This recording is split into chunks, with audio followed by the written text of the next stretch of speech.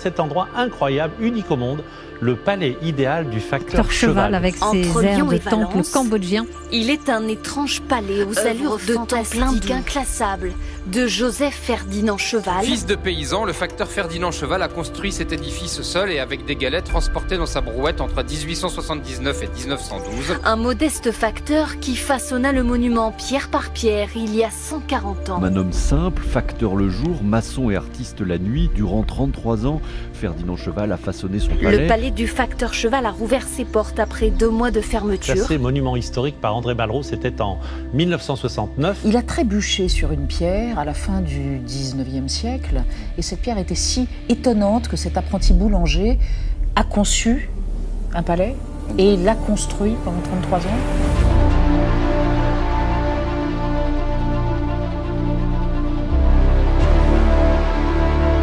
Un édifice étonnant construit par Joseph Ferdinand Cheval, facteur de profession à la fin du 19e siècle.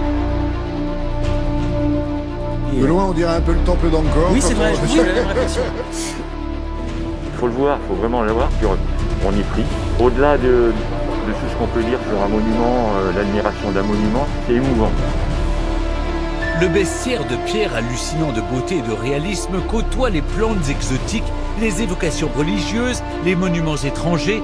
Et si les influences sont multiples, les symboliques sont frappantes et révèlent du facteur Cheval une ouverture d'esprit et une volonté de partager son savoir tiré de ses lectures. Le postier s'inspirait des cartes postales qu'il livrait. Pierres, chaux, mortiers et coquillages deviennent sous ses doigts créatures fantastiques, animaux, végétaux. Lui qui n'est jamais allé plus loin que Lyon. En 1905, il décide d'ouvrir son palais aux visiteurs et le succès est immédiat.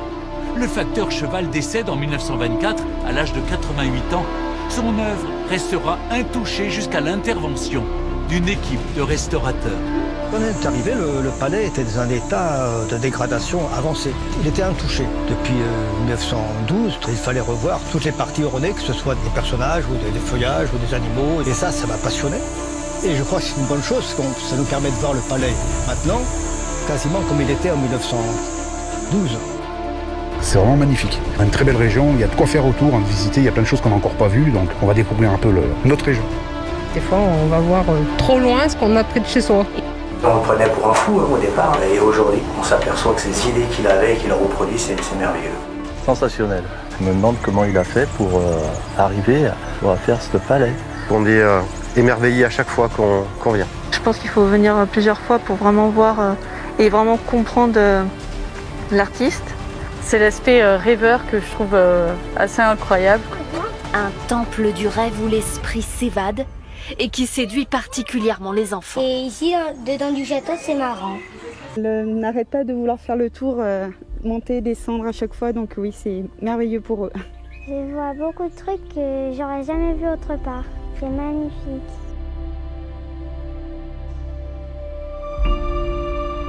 C'est vraiment les artistes qui ont sauvé le palais. C'est eux qui font comprendre à Malraux qu'il faut le conserver et c'est comme ça que Malraux le classe en 1969. On est vraiment touché par cette œuvre. Elle est vraiment émouvante au même titre qu'une peinture qu'on peut voir au Louvre. L'émotion, elle est pure, c'est un diamant. Et là, on est face à quelque chose d'exceptionnel.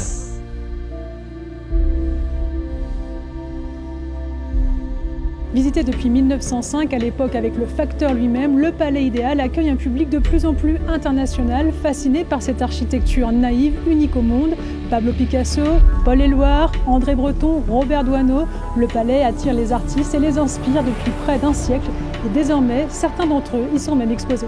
Ça a commencé au mois de mars. Ce reportage-là, on le connaissait bien. Il y avait des tirages d'exposition qui existaient déjà, mais en très petit nombre. Frédéric Legros a commencé à envisager une exposition avec d'autres artistes.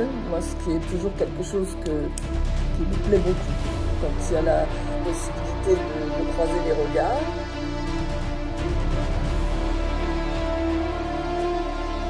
J'ai entendu parler du palais idéal du facteur Cheval au Liban quand j'étais encore à l'école. Et à l'époque, loin de moi était l'idée qu'un jour j'exposerais dans ce lieu magnifique et que mon œuvre parlerait avec celle du facteur Cheval. Agnès a adoré les facteurs et peut-être... Et les cartes postales. Et les cartes postales, voilà. et peut-être plus encore donc le facteur cheval. Mais c'est vrai qu'elle disait que les facteurs sont les complices du destin. C'était déjà voilà, un bel élan d'amour. Et si on reprend par exemple son film Les glaneurs et la glaneuse, ça commence par cette définition de glaner qui est se pencher pour ramasser et collecter. Et ça, c'est ce que le facteur cheval fait. Un endroit aussi étonnant, c'est génial. Il n'y a pas d'autre endroit comme ça dans tout l'univers, c'est une réalité.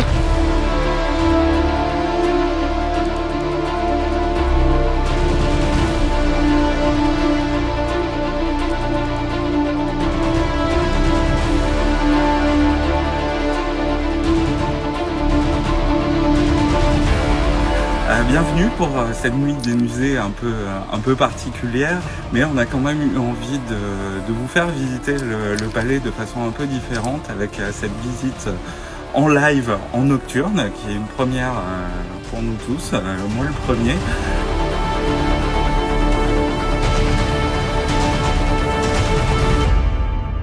Le palais idéal est une invitation au voyage et à la découverte. Et surtout, il délivre un message positif, celui de croire en ses désirs, comme le facteur cheval. Car finalement, la vie ne serait-elle pas tout simplement de faire de ses rêves une réalité ?